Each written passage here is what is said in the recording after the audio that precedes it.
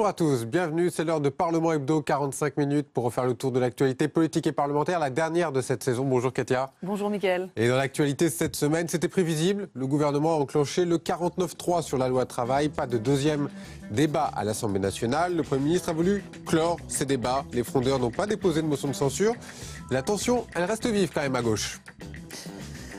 Des heures d'audition et des propositions parfois choc. Le premier point d'étape pour la commission d'enquête parlementaire mise en place après les attentats qui ont frappé la France. Les députés soulignent certaines failles et proposent notamment une refonte du renseignement. Le rapport sera rendu le 12 juillet prochain.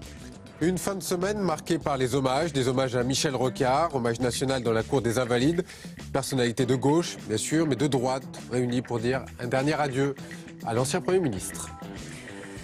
Et pour commenter cette riche semaine, notre invité Georges Fenech. Bonjour. Bonjour. Vous êtes député Les Républicains du Rhône et président de la commission d'enquête parlementaire qui a été mise en place après les attentats de 2015. On y reviendra longuement, notamment sur les propositions de la commission, aussi sur les vôtres. Mais d'abord, je vous propose de dérouler le film de la semaine avec d'abord lundi, Manuel Valls qui fait le voyage en Corse.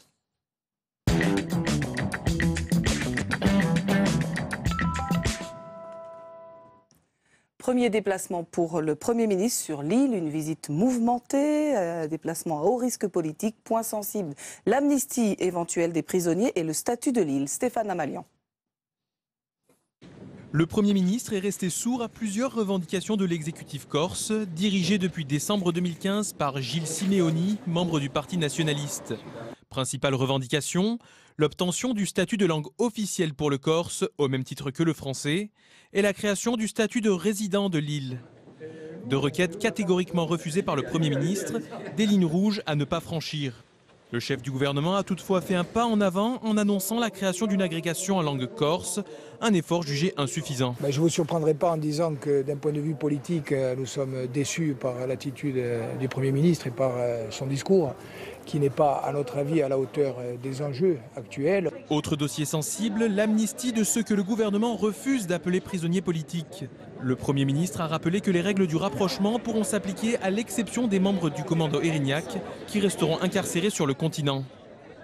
La visite de Manuel Valls portait avant tout sur la création de la collectivité unique corse. Elle devra prendre effet au 1er janvier 2018. Elle remplacera les deux départements actuels. Cette collectivité unique est une démarche inédite. C'est là aussi une nouvelle page de la décentralisation. C'est la preuve que nous vous faisons confiance pour vous saisir au mieux des questions qui vous concernent et de votre avenir. Le programme exceptionnel d'investissement financé par l'État a lui aussi été reconduit, tout comme le régime fiscal dérogatoire pour lutter contre l'augmentation de l'immobilier corse. Georges Fenech, est-ce que Manuel Valls a raison d'être ferme sur ce dossier corse, sur le statut, sur la langue, etc. Écoutez, d'abord, il a raison quand il dit qu'il n'y a pas de prisonniers politiques. Mais je ne suis pas d'accord quand on dit que le gouvernement refuse de les considérer comme des... C'est la justice qui le dit. Si c'est un détenu de droit commun ou un condamné de régime politique, parce que le régime de détention de pénitentiaire est différent. Ça relève de la justice. Ça relève de la justice. Ce sont des crimes et délits de droit commun et les condamnés purgent des peines de droit commun. Donc pas d'amnistie possible. Je ne vois pas au nom de quoi il y aurait une amnistie. C'est ce que demandent les élus corses, vous avez bien compris. J'entends bien, mais enfin, écoutez, le préfet Erignac, tout de même, c'était un crime de la plus haute gravité. La justice a tranché, a établi les responsabilités, elle a condamné. Il faut que la justice passe. Pas même de rapprochement donc pour ces prisonniers. Si, alors les rapprochements, ils se font, hein, vous le savez très bien. À la prison d'Iborgo, il y a des rapprochements, ce qui est normal, familiaux. Mais sur les faits concernant le préfet Erignac, effectivement, il y a un refus sur ce rapprochement pour des raisons, j'imagine, d'ordre public, que je ne conteste pas. Faut-il un statut spécifique pour la Corse? Est-ce que le maillage actuel est suffisant ou pas? Qu'est-ce que vous préconisez? Des statuts spécifiques, on en a connu plusieurs pour la Corse. Maintenant, l'heure est venue à retrouver une unité de l'île, je dirais, à mettre un terme en 2018 aux deux départements et à la région, faire une collectivité entière. Moi, je suis assez séduit, je dois dire, par cette idée. Et je pense aussi les Corses, très majoritairement. Ils ont toujours eu un temps d'avance, comme il le disait, sur ces réformes territoriales. Un temps d'avance. Qui avait le temps d'avance? Les Corses. Les Corses. Ils sont les premiers concernés. Il y a des aspirations qui sont légitimes. Sur la langue corse, moi je trouve que l'aspiration tout à fait légitime de promouvoir ce qui est une véritable langue, la langue corse. De là à l'officialiser comme deuxième langue officielle, non.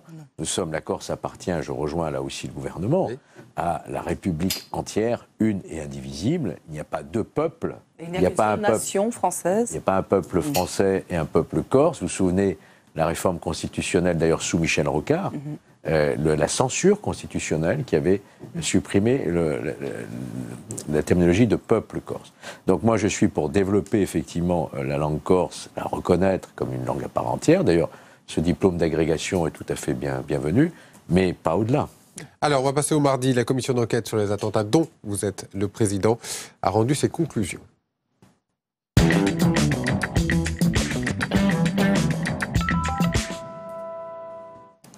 Près de 8 mois après les attentats du 13 novembre, des dizaines d'auditions. Georges Fenech, vous êtes donc le président de cette commission. On va voir les détails qui ont été proposés dans ces conclusions de ce rapport. Récit signé Thibault Le Floch et évidemment, on en parle juste après. La principale faille mise en avant par la commission d'enquête, c'est celle des services de renseignement. Lors de son audition devant la commission, le directeur général de la sécurité extérieure résume l'ampleur de cet échec. Des attentats comme ceux du 13 novembre marquent bien un échec du renseignement extérieur. Ils ont été planifiés à l'extérieur de nos frontières et organisés en Belgique, c'est-à-dire dans l'aire de compétence de la DGSE. Ils représentent aussi sans doute un échec pour le renseignement intérieur, dans la mesure où ils se sont produits sur notre sol. Les députés font le constat que les services de renseignement sont trop divisés et qu'ils ne communiquent pas assez entre eux. Ils proposent donc de créer une agence nationale de l'antiterrorisme chargée de coordonner l'ensemble des services antiterroristes, comme l'ont fait les Américains après les attentats du 11 septembre. Le NCTC américain, c'est 1200 agents. Notre coordonnateur auprès du président de la République, c'est 8 agents. Qui coordonne quoi? Donc nous voulons une agence de lutte contre le terrorisme qui non seulement gère une base commune du renseignement qui n'existe pas aujourd'hui, mais également qui analyse la menace et qui met en place une véritable stratégie opérationnelle de contre-terrorisme. Les députés déplorent également le manque de coordination des agences de renseignement au niveau européen. Et ils prennent l'exemple de Salah Abdeslam, contrôlé par la gendarmerie française près de la frontière belge au lendemain du 13 novembre. Les services belges possèdent une fiche sur lui, mais elle n'indique pas qu'il est radicalisé et qu'il peut porter atteinte à la sûreté de l'État. Au bout d'une demi-heure, le véhicule reprend sa route pour se fondre dans la nature. La refonte des services de renseignement préconisée par les députés est d'une ampleur jamais atteinte. Et les victimes de ces attaques espèrent que ces préconisations seront suivies des faits. On ne sait pas qui va décider. On ne sait pas quels sont les budgets, on ne sait pas quels sont les calendriers. Et aujourd'hui, on a l'impression finalement qu'on nous dépose ce rapport. Et puis finalement, qu'est-ce qui va se passer maintenant? C'est la grande interrogation. Le rapport sera publié dans son intégralité le 12 juillet prochain. Avec la retranscription des auditions, il fera plus de 1000 pages. Alors, on en sait un petit peu plus, 40 propositions, ce sont vos conclusions. Simplement, le 12 juillet, comme vient de le rappeler Thibault, on va en savoir un petit peu plus. Qu'est-ce que vous pouvez nous dire que nous ne sachions pas encore? On a développé publiquement la totalité de nos 40 propositions, qui est le fruit d'un travail important, approfondi, qui a duré 5 mois, avec tout de même quelques 190 personnes auditionnées, 200 heures d'audition, plusieurs déplacements à l'étranger, plusieurs visites de nos services en France. Donc c'est un vrai travail très sérieux, croyez-moi, qui a été fait par mes collègues parlementaires, le rapporteur à qui je rends hommage, et moi-même, qui me suis vraiment investi dans cette commission d'enquête. Alors, que vous dire de plus que ce que nous avons dit? Il y a beaucoup de choses. Il y a beaucoup de choses. Le rapport revient en détail sur un grand nombre de points que nous ne pouvions pas développer de cette manière-là, d'autant que le rapport n'est pas public encore, il le sera effectivement le 12. Et d'autre part, vous aurez accès aux annexes qui contiennent toutes les auditions, y compris les auditions que nous avons faites à huis clos. Intégralement. Intégralement. Publiées. Toutes. Est-ce qu'on apprend des choses, donc, que nous ne savons pas? Est-ce que vous pouvez aujourd'hui nous délivrer quelques messages de ce qu'il y a dans ces rapports, par exemple de ces commissions à huis clos que vous avez tenues? Écoutez, je vois un extrait, je ne sais pas comment ça a fuité, parce qu'il y a nécessairement toujours des fuites. vous avez vu l'audition de M. Bajolet, le patron de la DGSE. Ça, c'est pas dans nos conclusions, c'est dans le rapport, ce que vous venez de diffuser à l'écran. Hein. M. Bajolet, le patron des services extérieurs, reconnaît avec beaucoup de lucidité, d'honnêteté, c'est un échec de nos services. C'est un échec du renseignement extérieur. Et vous verrez dans les auditions notamment, le patron de la DGSI, renseignement intérieur, M. Calvar, dit la même chose. Il y a une volonté d'aller jusqu'au bout de la vérité, parce que les faits sont trop graves, la menace est trop persistante, et nous le devons aux victimes et aux Français. Donc il ne s'agit pas de pointer du doigt des responsables, il s'agit de dire où ça n'a pas fonctionné. Oui, donc vous dites qu'il y a une nécessité d'aller jusqu'au bout de la vérité, ce qui sous-entend que peut-être toute la vérité n'a pas encore été faite, que vous avez peut-être encore des choses à dire. Nous avons apporté une pierre importante dans ce débat. Ce que j'espère, c'est que cette commission d'enquête ne soit pas maltraitée. Non, ne soit pas maltraitée comme elle l'a été. Mais je vous le dis très clairement, j'ai été consterné, mais véritablement consterné, par la réponse du ministre de l'Intérieur, Bernard Cazeneuve, mercredi dernier, aux questions d'actualité au gouvernement. Qui a parlé de plum pudding pour qualifier exactement, les propositions. C'est inacceptable. Sur une question du rapporteur de sa majorité en plus, M. Sébastien Petrasanta. Peut-être qu'il ne considère pas les travaux de votre commission. Écoutez, venez à nous dire que ce que nous proposons, c'est du plum pudding. J'imagine. C'est quoi pour vous ? C'est-à-dire, vous rajoutez au millefeuille, vous compliquez. C'est une injure. C'est une injure à notre travail. C'est un mépris. C'est une arrogance. C'est une suffisance. Je le dis comme je le pense. Et en tant que président de la commission d'enquête, je ne laisserai pas faire. C'est-à-dire, quelle suite pouvez-vous donner ? C'est-à-dire que quand un ministre vous dit 24 heures après la remise du rapport, votre rapport, il ne vaut rien, il ne m'intéresse pas. En gros, c'est ça. Circuler, il n'y a rien à voir. Ça n'est pas acceptable parce qu'à travers notre commission d'enquête, c'est tout le rôle du contrôle du Parlement sur l'action exécutive qui est en cause. Un ministre ne peut pas, à lui tout seul, dire ce qu'a fait les parlementaires de toute sensibilité confondue, 30 parlementaires, vous êtes à côté de la plaque. Non. Non, il faut d'abord recevoir le rapport, l'étudier, nous recevoir, engager un dialogue, avant de jeter comme ça, je dirais, aux orties. Si je comprends bien ce que vous dites aujourd'hui, vous pensez que Bernard Cazeneuve ne donnera absolument aucune suite à ce rapport ? Je vous dis que je suis très en colère. Je suis vraiment très en colère et on ne lâchera pas le rapporteur, moi-même et les membres de la commission d'enquête. On ne peut pas accepter que le ministre qui endosse la plus lourde responsabilité politique sur l'année 2015 puisse venir nous dire tout ce que vous avez fait ne m'intéresse pas. C'est pas possible. Vous voulez en faire appel à qui ? Au président de la République ? Mais bien entendu, nous allons monter au plus haut niveau de l'État et nous allons demander la création d'une mission d'information parlementaire à la commission des lois pour que nous puissions assurer le suivi de nos propositions, voir ce qu'elles deviennent, comment elles sont prises en compte par les différents ministres concernés. Il n'y a pas que le ministre de l'Intérieur, il y a le ministre de la Défense, il y a le ministre de la Justice, il y a la secrétaire d'État chargée des victimes, et donc nous allons exercer notre contrôle républicain, sans arrière-pensée politicienne, un contrôle républicain de cette mission d'information. Et vous la demanderez très bientôt, cette mission ? Je l'ai déjà demandée. Vous attendez la réponse ? Nous allons officialiser cette demande. L'accord a été donné de principe. Et il est évident... Vous avez eu un accord de principe ? J'ai eu un accord de principe du président de la commission des lois. D'accord. Il est évident qu'on ne peut pas... Création toute prochaine de cette mission d'information. Oui, alors une mission d'information, c'est léger. Ce n'est pas une commission d'enquête. Moins de pouvoir que la commission d'enquête. Moins de pouvoir, mais quand même, la possibilité d'aller dans les ministères, d'auditionner les ministres, de rendre compte à la commission des lois, de rendre compte à l'Assemblée du travail qui va être fait maintenant par le gouvernement. Parce que si demain, imaginons que demain il y a un nouveau Bataclan, quelle sera la réponse de l'exécutif? Que vont-ils faire? Vous prendrez à témoin augmenter le nombre de frappes en Syrie, comme le président de la République l'a décidé? Recommencer un débat interminable sur la déchéance de nationalité? On voit bien qu'on se trompe de solution.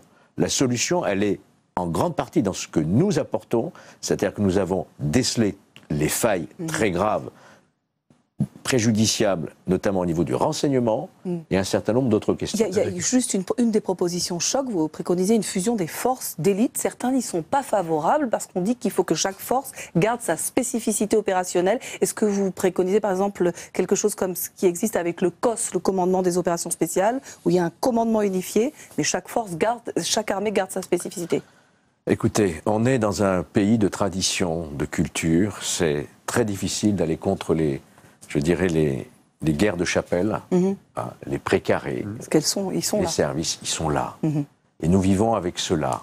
Nous vivons avec, aujourd'hui, pour cette question-là, 3 forces d'élite, vous le savez. La brigade de recherche et d'intervention pour Paris, le GIGN, la gendarmerie, et le RAID de la police sociale.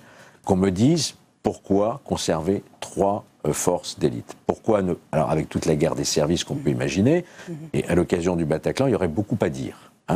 Pourquoi ne pas fusionner?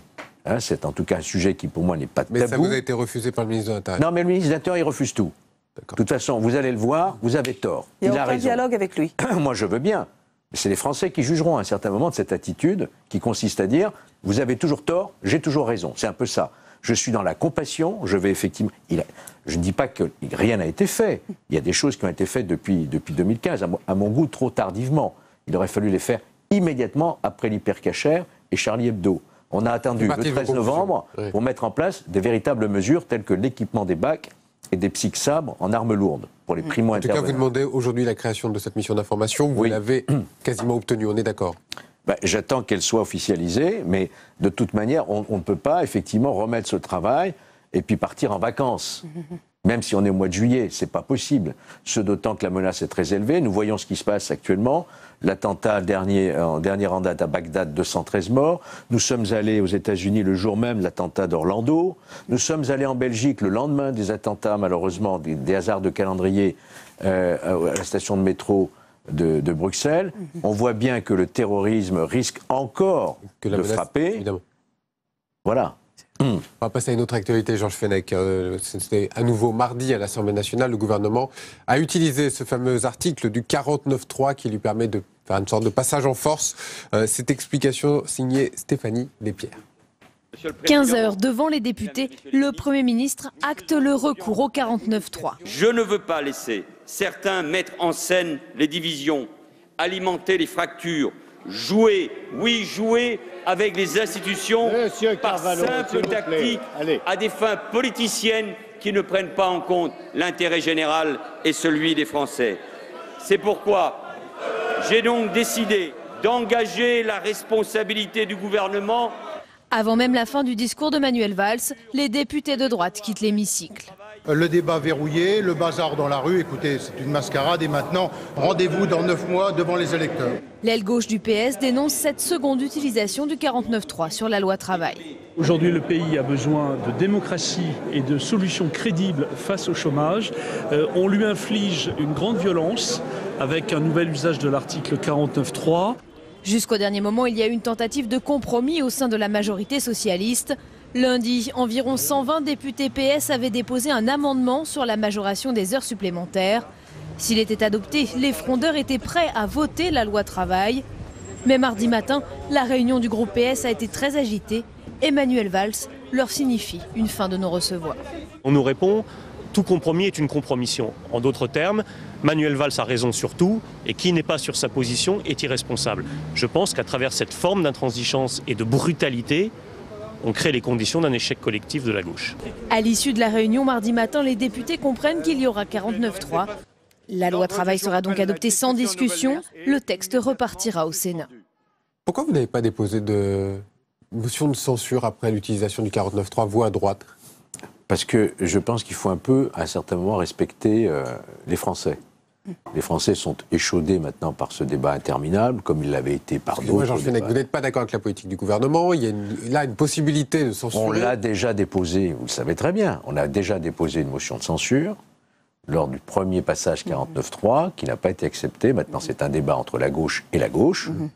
Nous, on est malheureusement observateurs, et comme l'a très bien dit Christian Jacob, les Français trancheront dans quelques mois. Comment vous observez un peu ce qui se passe à gauche, vous? Mais ce qui se passe à gauche, c'est que cette utilisation à répétition du 49.3, depuis, vous vous souvenez, la loi Macron, jusqu'à maintenant à répétition la loi El Khomri, c'est la démonstration qu'il n'y a plus de majorité au sein du gouvernement. Et qu'il y a deux gauches qui ont complètement explosé, et que donc, en l'absence de majorité, le gouvernement, heureusement qu'il ne reste plus que quelques mois, parce que je ne vois pas comment on peut diriger ce pays sans majorité politique. Les Français trancheront dans quelques mois. Vous avez dit, si la droite revient au pouvoir, est-ce qu'elle abrogera cette loi travail? Mais qu'est-ce qui reste de cette loi? Est-ce qu'il y aura vraiment besoin d'une loi d'abrogation? Est-ce que vous retenez quelque chose de cette loi travail, d'après tout ça? Non, au début, c'est intéressant d'avoir ces accords de branche qui devaient céder devant des accords d'entreprise quand il y avait un accord dans les entreprises. C'était plus de souplesse. Tout ça était allait dans le sens de la souplesse pour l'embauche, hein, les indemnités en cas de licenciement économique plafonnées. Tout ça nous allait très bien. Et puis ensuite, 49.3, pas de majorité, le débat dans la rue. Ça revient devant l'hémicycle, c'est modifié au Sénat. Maintenant, aujourd'hui, c'est peau de chagrin, parce qu'il y a eu quand même pas mal de recul qui a été fait. Donc, je pense qu'il faudra, quand la droite reviendra, parce que je ne peux pas douter qu'il y ait une alternance, autrement je ne vois pas on dirait dans le mur, il va falloir effectivement une nouvelle et grande loi sur le travail. Alors, Georges Fenech, on poursuit cette émission avec mercredi, l'heure qui est au renouveau et au renoncement, plutôt.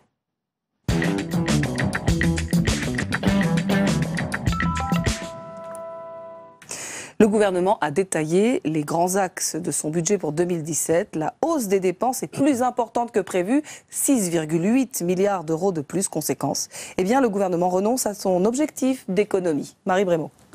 Oubliez les 50 milliards d'euros d'économie promis il y a 2 mois à la Commission européenne. Oubliez les bonnes résolutions budgétaires.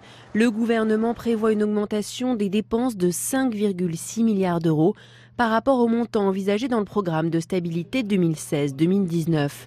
En cause, les nouvelles dépenses annoncées comme le dégel du point d'indice des fonctionnaires, le soutien à l'élevage ou le renforcement des moyens de la police. Mais pour l'opposition, c'est avant tout l'illustration d'une mauvaise gestion budgétaire et de cadeaux électoraux engagés à 9 mois de l'élection présidentielle. Malheureusement, c'est des annonces à crédit et on profite peut-être un peu de l'incertitude en Europe en ce moment, avec notamment le Brexit, pour se dire la Commission va peut-être être plus accommodante avec la France. Profitons-en pour faire des cadeaux électoraux payés à crédit. Mais pour les socialistes, pas de changement de cap. L'essentiel est ailleurs.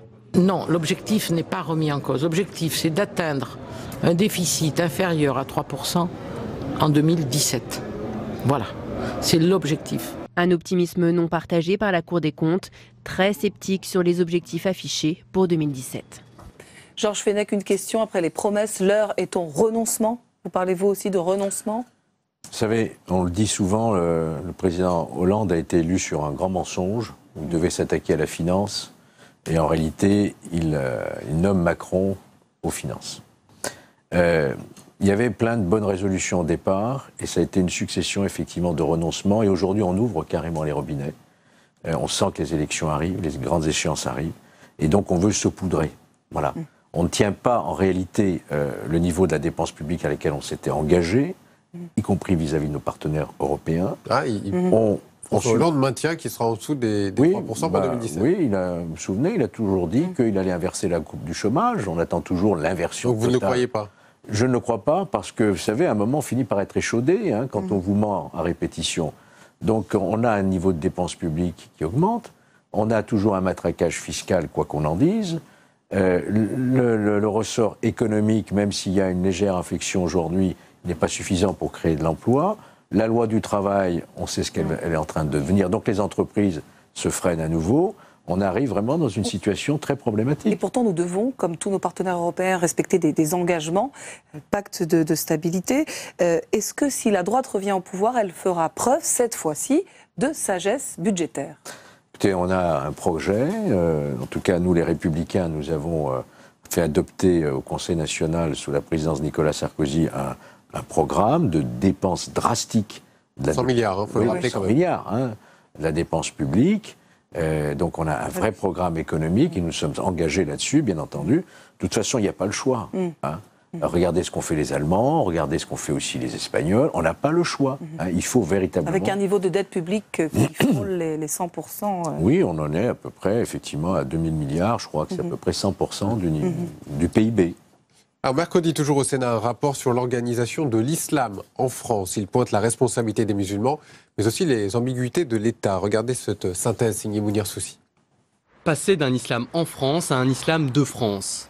La nuance est mince, mais essentielle. Dans son rapport d'information, la mission du Sénat identifie plusieurs axes de travail pour permettre cette transition. Premier objectif, former les imams sur le territoire. Aujourd'hui, 301 imams étrangers détachés en France prêchent dans les 2500 lieux de culte répertoriés. Une présence précieuse, mais pas forcément adaptée quand les religieux ont une maîtrise limitée du français. Aujourd'hui, 3 établissements de formation existent dans le pays.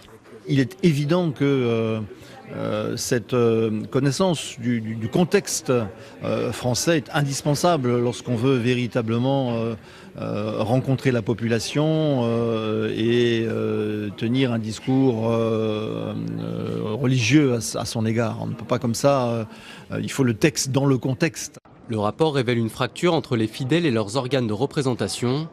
Le CFCM, créé en 2003, souffre d'un déficit de légitimité. Les sénateurs appellent les responsables du Conseil français du culte musulman à se réformer pour rétablir le lien. Il semblerait logique que l'ensemble des différentes associations, fédérations, tendances puissent être représentés dans cette instance, puisque les musulmans en France sont divers. Les luttes de pouvoir entre élus algériens, marocains ou turcs paralysent les instances. La place des financements étrangers est aussi déterminante pour l'autonomie de l'islam français. Afin de lever les doutes et les suspicions, la mission propose que tous les fonds étrangers transitent par la Fondation des œuvres islamiques pour permettre une traçabilité et une transparence incontestables. Est-ce à l'État d'organiser l'islam en France? Oui, je pense que l'État a son mot à dire dans le respect, évidemment, de la séparation de l'Église et de l'État. Je pense que l'État doit veiller à ce que chaque citoyen français puisse exercer librement son culte. Donc il a son mot à dire, notamment en matière de financement des lieux de culte, même s'il ne peut pas lui-même financer les lieux de culte. Alors parmi les enjeux majeurs, il y a aussi la question de la formation des imams. Former des imams français, c'est possible? Comment vous voyez les choses? Moi, je considère que c'est une question centrale aujourd'hui dans notre société. Quel islam en France? L'islam de France, comme on dit, ou un islam en France. En France, c'est toute la question. Vieille question qui a été posée à l'époque de Nicolas Sarkozy. Ça. Absolument, et qui se pose toujours.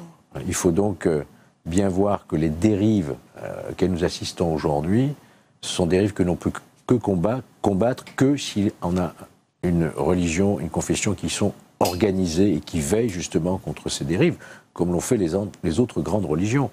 Donc je pense que il faut revoir effectivement le fonctionnement de ce Conseil français musulman. Il faut surtout que toutes les tendances de l'islam soient représentées au sein de ce Conseil.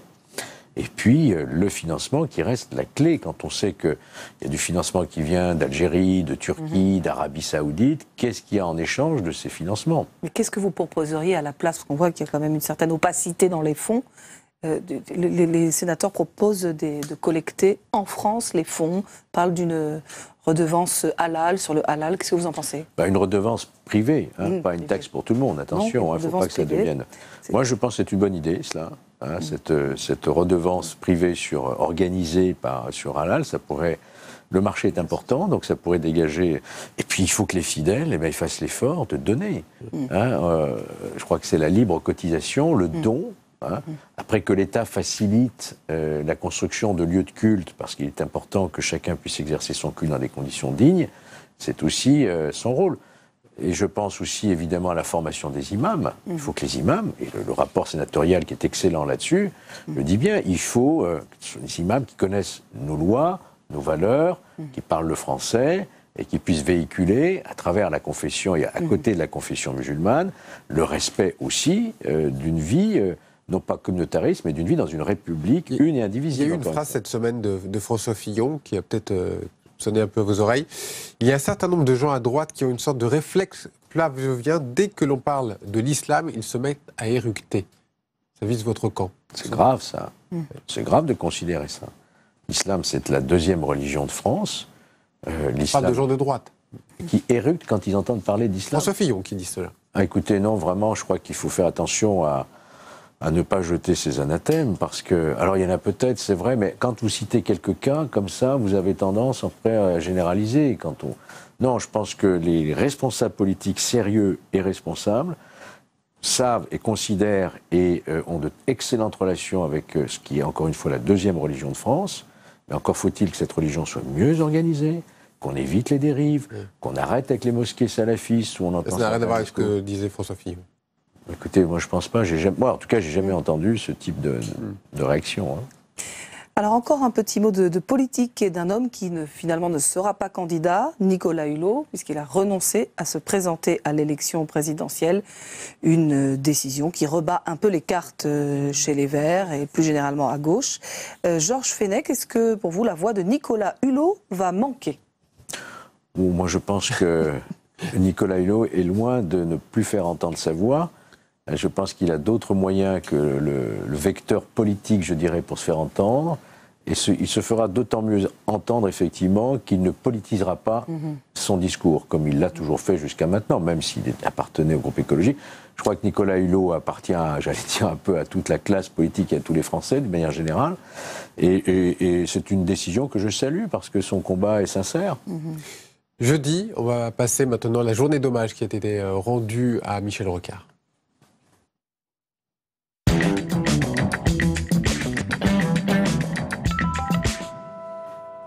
Un hommage rendu aux Invalides pour l'ancien Premier ministre décédé le week-end dernier. De très nombreuses personnalités, de gauche aussi, de droite, présentes sur ce dernier hommage.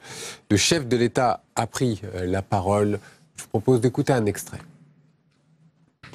Michel Rocard était une grande et belle figure de la République.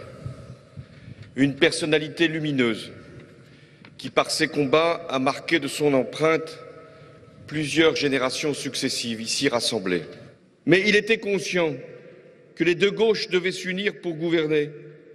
Jamais il n'a joué contre sa famille politique, même quand il a fallu qu'il s'efface devant François Mitterrand. C'était là son honneur. Il vous a apporté, vous, quelque chose, Michel Rocard, un homme politique ?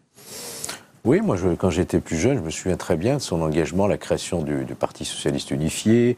Je me souviens des grands débats que nous avions, y compris dans les campus universitaires, sur ce qui était à la mode à l'époque, l'autogestion. Oui. Il a participé aussi à mon éveil politique. Cette deuxième gauche aussi qui apportait quelque chose de nouveau ? Réaliste, avec un programme économique tout à fait beaucoup plus réaliste. Des choses qui auraient pu séduire également des hommes politiques venant de droite sur cette deuxième gauche ? Je pense. Cette politique réaliste, comme vous l'avez dit. Oui, je pense qu'elle était séduisante, surtout quand on est jeune. Je pense que c'était séduisant, mais le fait, c'est qu'il n'a jamais pu l'emporter et que finalement, c'est la gauche que lui-même pouvait considérer par certains côtés un peu archaïques, restant sur des vieux schémas, qu'il a toujours emporté avec Mitterrand et avec l'alliance avec les communistes et avec la gauche de la gauche. Et aujourd'hui, on assiste un peu à ça. On assiste encore à une gauche, disons, représentée par Manuel Valls et Emmanuel Macron, qui est plus réaliste sur le plan économique, qui exerce le pouvoir et qui veut exercer le pouvoir.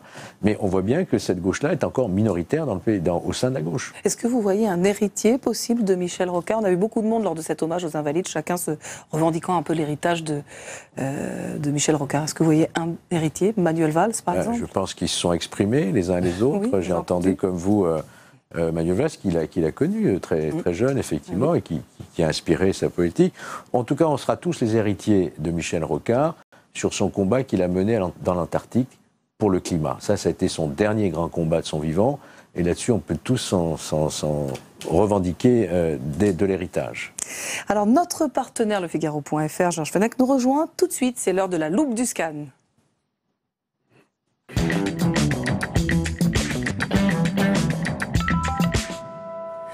Bonjour Georges Fenech, on va reparler un peu de votre rapport, de votre commission d'enquête sur le terrorisme. Alors vous avez évoqué les critiques émises par Bernard Cazeneuve sur votre travail, mais il y a eu aussi des critiques, ou plutôt des réserves émises par des députés de droite comme Guillaume Larrivé, qui faisait partie de la commission. Il a émis des réserves sur la création d'une agence nationale de lutte contre le terrorisme, également sur la projection de troupes en Irak. Comment on peut expliquer ça ? Il y a une absence de solidarité au sein de la commission sur l'ensemble des propositions ? Pour ce qui concerne la projection des troupes en Irak, c'est une idée qui est vraiment très personnelle au rapporteur, de laquelle d'ailleurs je me désolidarise aussi, on en a parlé. Alors après, dans une commission d'enquête, vous n'êtes pas obligé d'avoir la même opinion, surtout même si vous appartenez à la même courant politique. Je suis en désaccord parce que moi, j'y suis allé à Washington. Et j'y suis allé au National Counter-Terrorist Center et j'ai pu me rendre compte à quel point, après les attentats du 11 septembre, le renseignement américain s'est totalement bouleversé et transformé par un vrai partage d'information. Moi, je suis convaincu que la coordination du renseignement en France, elle n'est pas positionnée au bon niveau. C'est pas au ministre de l'Intérieur à coordonner, surtout qu'il n'a pas l'autorité sur le ministre de la Défense, qui a lui-même du renseignement. Il n'a pas autorité sur le ministre du Budget, qui a lui-même du renseignement. Donc il faut coordonner au plus haut niveau de l'État, c'est-à-dire Premier ministre ou Président de la République. Et là-dessus, effectivement, Guillaume Larrivé a une autre perception, mais je pense qu'on aura l'occasion d'en discuter. Ce qu'on lit entre les lignes dans les critiques de Guillaume Larrivé, c'est qu'en fait, le rapporteur socialiste Sébastien Pietrasanta a émis ces propositions et que vous étiez amené à les valider. Est-ce que ça s'est passé comme ça ? On a tellement été convaincus par ce qu'on a vu, nous étions entièrement d'accord. Il y a eu des échanges entre nous pendant tous nos trajets, pendant nos travaux. On a évidemment échangé en permanence. On a vécu ensemble pendant 5 mois. On est allé dans différents pays. Et de ce qu'on en a vu, on en est revenu avec la conviction qu'il faut restructurer complètement le renseignement français. Autre question. Parlons un peu de la primaire à droite. Évidemment, le sujet de la lutte contre le terrorisme est central. Quel est selon vous le candidat qui présente l'arsenal le plus complet sur cette question-là ? On a un projet, celui des Républicains, qui a été adopté au Conseil national. Et c'est ce projet-là qui est fondateur et qui doit inspirer évidemment... inspiré par Nicolas Sarkozy. On sait toute sa sensibilité sur ces questions de sécurité, avec lequel j'ai échangé. J'ai moi-même présidé une table ronde sur la sécurité. Vous allez soutenir dans la course à la primaire s'il est candidat ? Oui. Très bien. Oui, depuis toujours. J'ai toujours soutenu Nicolas Sarkozy. Je continue à le soutenir parce que je pense que c'est celui qui a le plus d'expérience. Je pense que c'est celui qui a encore le plus d'énergie et de vision et en même temps tiré aussi les échecs du passé. Hein, et donc on a... Les autres candidats n'en font pas assez sur la question de sécurité, terrorisme. Je pense que Jean-François Copé a une très grande sensibilité là-dessus. Je pense que François Fillon aussi, et j'ajoute Alain Juppé. Mais je pense que celui qui a le plus de conviction, d'expérience pour avoir été lui-même ministre de l'Intérieur, c'est quand même Nicolas Sarkozy. Et justement, vous-même, Georges Fenech, vous pourriez porter cette refonte radicale du renseignement dans un prochain gouvernement ? Je n'ai absolument pas cette ambition-là, sauf si on me la demandait. Nicolas Sarkozy, justement, il propose l'assignation à résidence pour les fichiers S. Est-ce que c'est une bonne mesure selon vous ? Est-ce qu'elle respecte les droits, la présomption d'innocence ? Attention, la fiche S, c'est un instrument juridique pour contrôler, surveiller. S'il y a des conséquences de ce type-là, il n'y a plus de fiche S, parce qu'à partir du moment où on inscrit quelqu'un sur une fiche S, donc il sort des radars. Mais ce que veut dire Nicolas Sarkozy, et là je le rejoins totalement, c'est cette question des gens extrêmement dangereux, notamment ceux qui reviennent des théâtres extérieurs, on ne peut pas les laisser dans la nature comme ça. Il faut des mesures exceptionnelles. Même sans condamnation ? Je pense qu'il faut tenir compte de leur état dangereux, et que l'État s'organise pour qu'il y ait à titre préventif des mesures de contrôle, voire coercitives, voire assignation à résidence, voire rétention administrative limitée dans la durée sous le contrôle du juge. Je suis persuadé qu'il faut... Expulsion pour les ressortissants étrangers ?